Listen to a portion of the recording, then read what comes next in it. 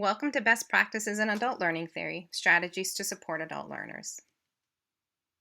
We have already had an opportunity to explore Malcolm Knowles' 6 assumptions about the way adult learners learn.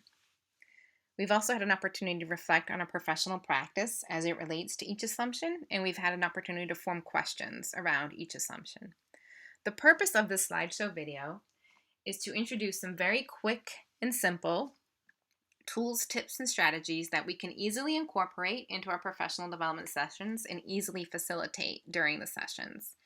Meeting the needs of the adult learner does not have to be a complicated thing or an overwhelming thing. It's just often a matter of us remembering to do so and putting in the effort to reflect on our practice to make sure we are addressing each of their needs. Let's start with the first need of the adult learner, and that is their need to know. We've already learned that the adult learner has a deep need to know why they are learning something and why it benefits their professional practice or their personal development. So how do we meet this need during our sessions? It's very easy. We just have to remember to do so. Always explain to your audience what they will learn very explicitly, what they will learn, how they will learn it, and why they will learn it.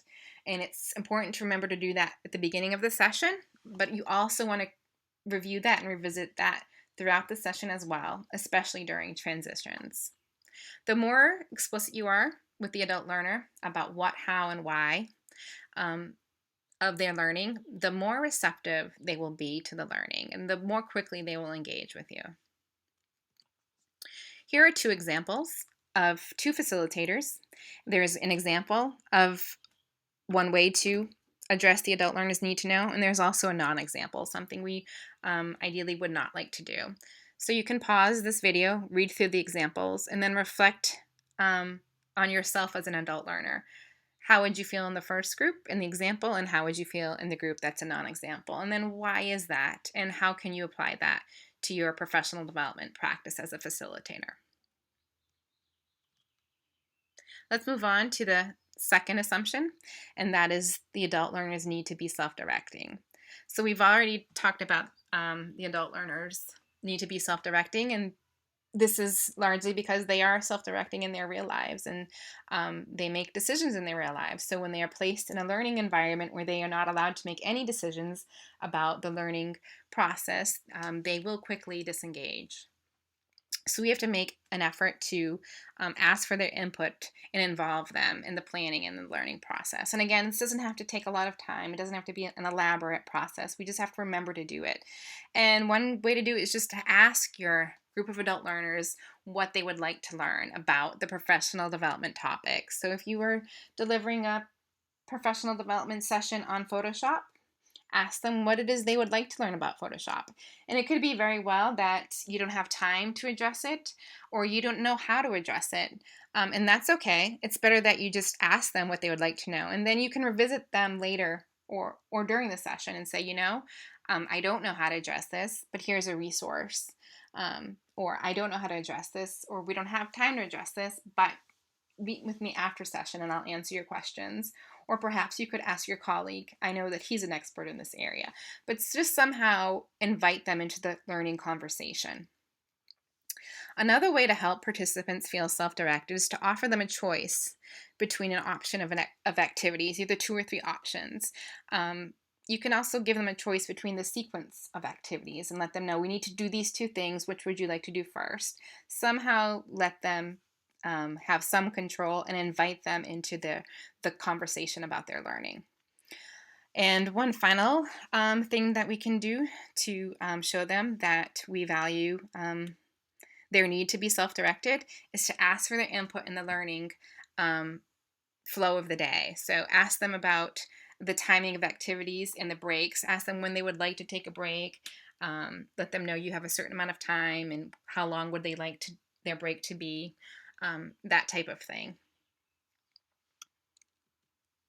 Let's move on to experience. We've already learned that the adult learner brings to each learning opportunity a lifetime of experience, and we've learned that we need to acknowledge this experience. We need to use it as a resource for the other learners in the group, and we also need to make connections between their prior learnings and any new knowledge that we introduce to them. And again, it's just a matter of asking them these things and making sure that we're doing so during our sessions.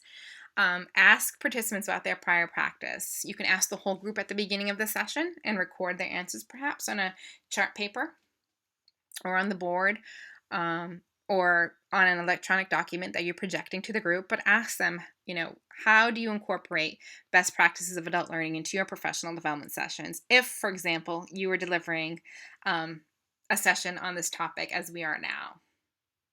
You can ask them, how do you use Photoshop to engage your students, and see what they say if you were delivering a session on using Photoshop to engage students. So ask them about their prior practice, and then give them an opportunity to share their best practices. Ask them how, and then ask them, please take a moment to write down your best practices and post them to the board and share them with your colleagues. So you could ask them to jot down their best practices on a Post-it note and then post that Post-it note on the board or on a chart paper. You can leave the projector up and ask them to come up and share best practices, type in their best practices onto the laptop that you're projecting throughout the course so that they can see what everyone else is doing. You can just ask them to take a moment and have a discussion with their neighbor. I'm going to give you a moment to share your best practices about Photoshop with your neighbor, and we'll come back as a whole group in 2 minutes. And then the last thing we need to remember to do about addressing their lifetime of experience is to just make sure that we're connecting the new knowledge that we are presenting with their prior knowledge. And it's just a matter of incorporating these effective questions oftentimes. But ask them, how are the strategies that we are exploring today similar to the strategies that you have used in the past? How are they different? We also have to remember to address the adult learners' need to be relevant and practical in their learning. So they are relevancy oriented. And the more relevant and practical that we can make the professional development sessions, the more receptive they will be to the learning.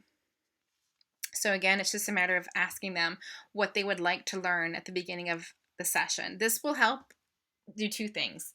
It helps them feel self-directed, as we've already discussed, and it helps us shape the session in a way that it's most relevant to them. So we're going to enter into a professional development session with a map, with a learning map, with our objectives and our learning paths that we've had planned for them, but we also want to leave a little bit of room to address their personal needs or address certain things that they want to discover within the session. So it's a mixture of being very planful and leaving a little bit of opportunity to meet the needs of the participants.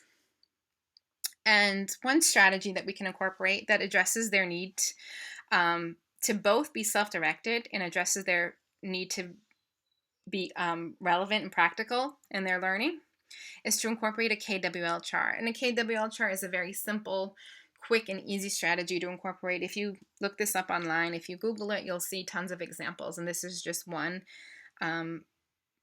tool, but I included it here in that little graphic. Hopefully you can see it. But what you would do with this KWL chart is just post it up. You can do it electronically on a projector or on chart paper on the board or within your learning platform if you're delivering an online course or session. Ask them what they would like to know about any given topic, the topic that you are presenting in your session, and then list what they already know, and then ask them as a group what they would like to learn, and then make note of that as well in the middle column. And then throughout your session, do your best to address their learning needs, what they would like to learn, so you're taking steps to make sure that your learning is relevant and that you're addressing, again, their need to be self-directed. And it's could be very well that you don't have time to address all of their needs, or that you don't have the resources or the knowledge to address their needs, and that's okay. Revisit them after the session or quietly during the session and say, hey, you know what, I don't know how to address this, or we don't have time to address this, but here's a resource where you could find out more about this topic, or get back to me after the session and I'll see how I can direct you to some place where you can find out more about this. And then a good way to just close out the session is to go back and revisit your KWL chart and make note of what they did learn. So it helps them to be very cognizant of the learning process as well. So the KWL chart is one very quick and easy strategy. It helps them feel self-directed, and it addresses their need to be for their learning to be relevant and practical. Two other things that we can do to make our sessions as relevant as they can be to our audience: make connections to our participants' grade level or subject area. And also just ask them again, say, I value your time and I want to make sure this workshop is as relevant to your work as possible. What can I do for you?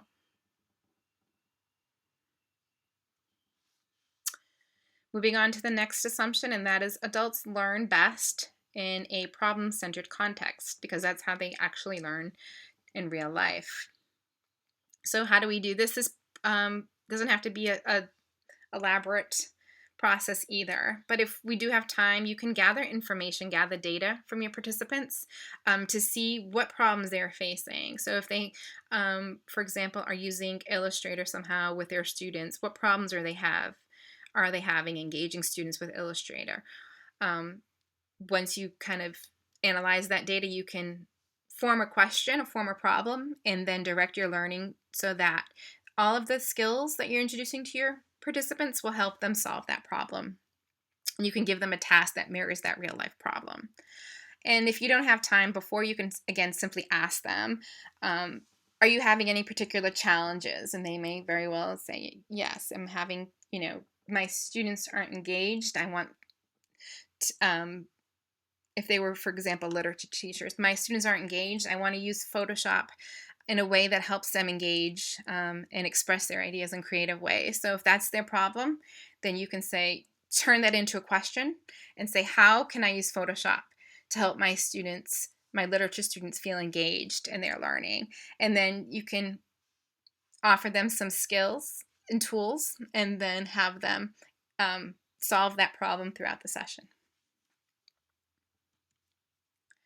And the last assumption, the sixth assumption, is that adults are motivated by both intrinsic and extrinsic motivators. So we just have to remember to appeal both to the extrinsic motivators, and that's their professional needs to learn this material, perhaps to better their resume or as part of a required job performance.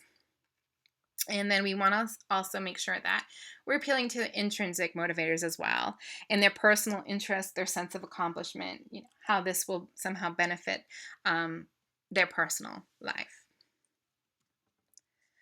So we've reviewed some very quick strategies to address the needs of the adult learner. These are not all the strategies, of course, that one could incorporate, but these are some very quick tools, tips, and strategies. So you might want to reflect back on this slideshow during the course. You might want to jot down and note anything here in this graphic organizer, or one similar to this, I should say. Make note of what you're doing, make note of things you would like to do, and you can also just use this as a reflective tool. So as you're going through your sessions, be very reflective. Make note of which assumption you are addressing, and then which assumption that you need to work on and address better in the future. When we are improving our professional practice, especially a teaching and learning practice, it doesn't happen overnight and it doesn't happen all at once. Don't be too hard on yourself. Just make a continued effort to address each of these. And over time, you're going to get better and better at addressing each of these needs, and soon enough it will be automatic to you. But it does take some effort and time and reflection on our part to get to that point.